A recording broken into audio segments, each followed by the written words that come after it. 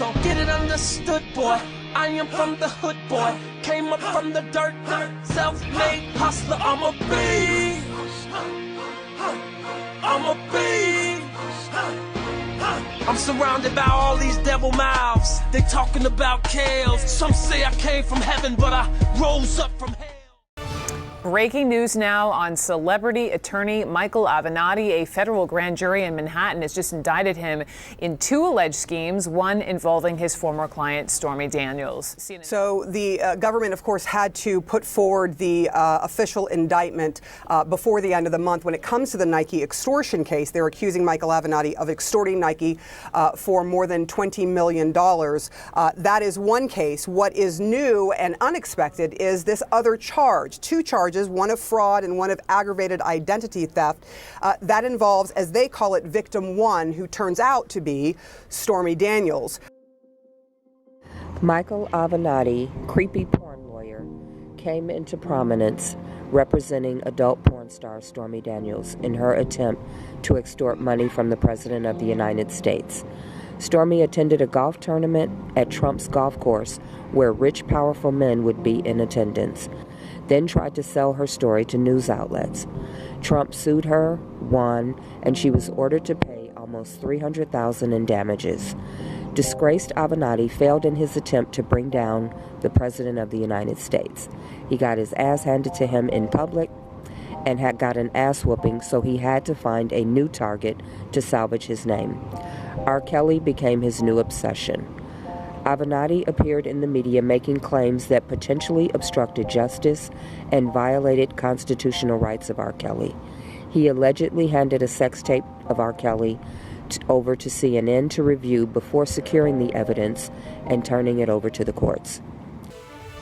We are following breaking news about R&B singer R. Kelly. Attorney Michael Avenatti says he has a videotape allegedly showing Kelly engaging in graphic sex with an underage girl. CNN has viewed this tape in question, and CNN's Sarah Seidner is following this for us in Los Angeles. Also here with us is CNN legal analyst and criminal defense attorney Joey Jackson.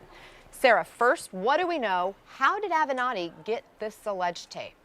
It's not something that I know, and it's not something that he is certainly revealing at this point in time.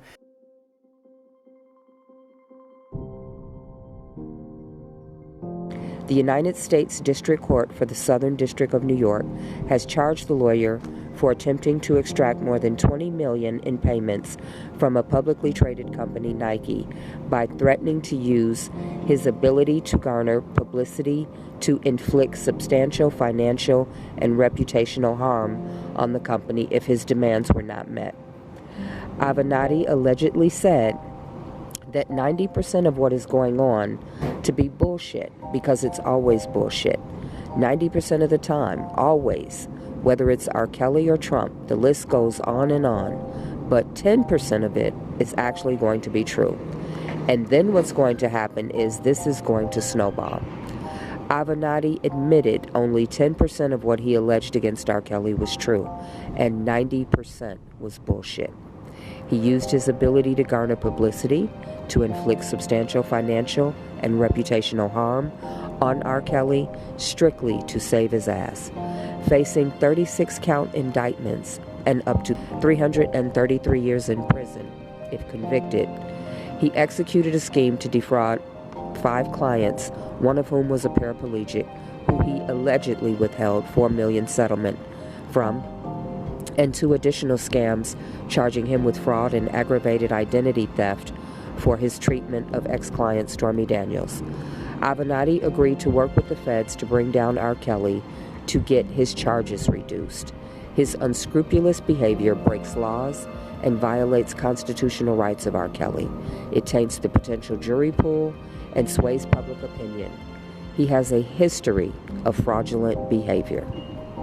The news media, specifically CNN, assisted Avenatti by describing a tape that had not been verified, had not been seen by R. Kelly's legal team, had not been secured as evidence, essentially tampering with evidence, violating numerous constitutional rights of R. Kelly, and potentially tainting a jury pool, and inciting unlawful behavior from all Americans by painting this man as they described what they interpreted to be on the tape as salacious.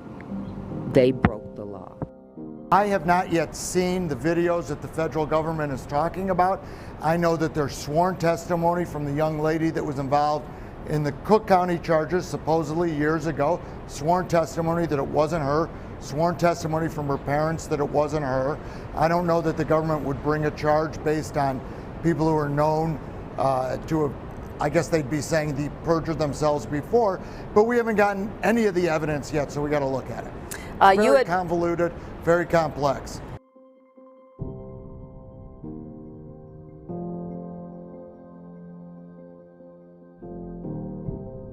You can start a rumor on a guy like me or a celebrity just like that.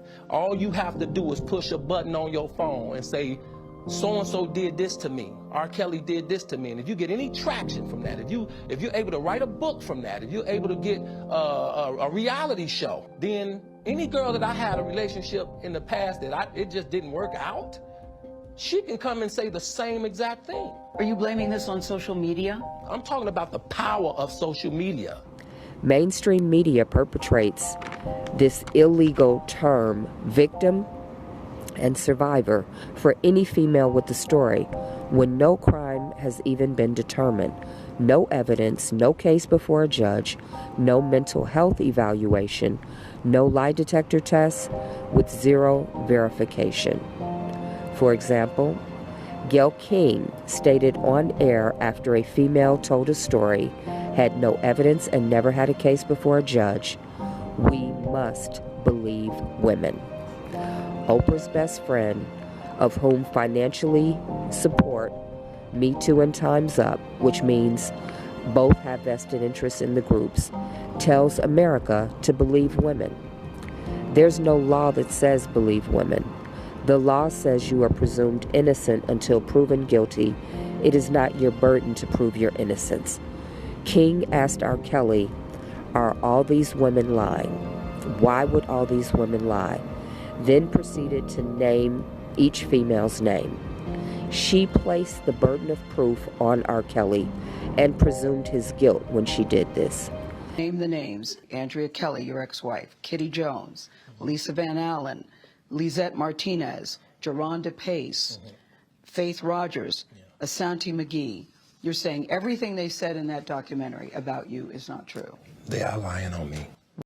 I have to tell you, it's so hard to believe that based on all that we've read. I'm going to tell you something, Gayle. There's one thing. I'm going to tell you something. What the women said about you. What women said about me.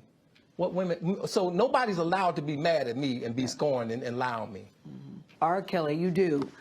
When I listen to you, it does sound like you're playing the victim I'm just telling the truth. And the reason I'm emotional, Robert, and I apologize for that, is because this is the first time I was able to say speak. something. I've said nothing.